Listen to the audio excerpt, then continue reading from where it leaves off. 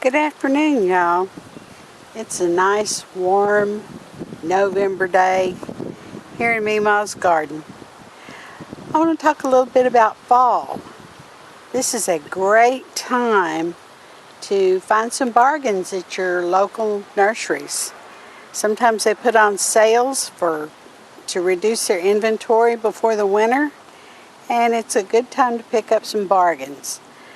I went out this week and picked up a lion's ear, which I have never grown before, so I'm really excited about seeing how this progresses.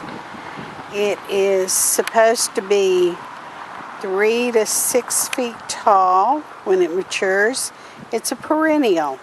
It likes Central Texas weather and soils, and it's not supposed to be fussy. And it also attracts butterflies and hummers, pollinators. So if it is attractive to bees and hummers and butterflies, I'll always find a place for it in my garden. So hopefully this spring I can give you an update and let you know how this looks.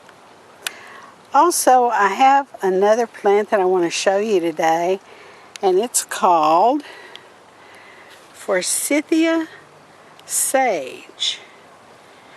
And I'm shooting into the sun here, so I'm not real sure just what I'm getting. But this is a really large plant at maturity. I planted 6 of these in this bed a couple of years ago, and they have matured and totally filled up this bed. So if you want to plant one of these, you need to make sure you can give it lots of room.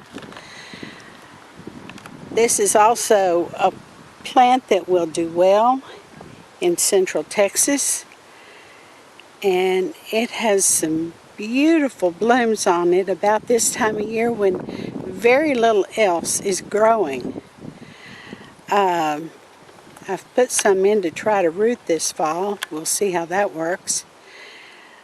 But these would be wonderful to use in your fall flower arrangements. If you're thinking about Thanksgiving, these would be some great filler plants to put in the back of your arrangement. And they don't need a lot of water, don't need a lot of care. They just need a lot of room. As you can see, they have totally filled this bed. And now they may need a little bit of water in the summertime. I had to water these this summer because it was so extremely hot and dry.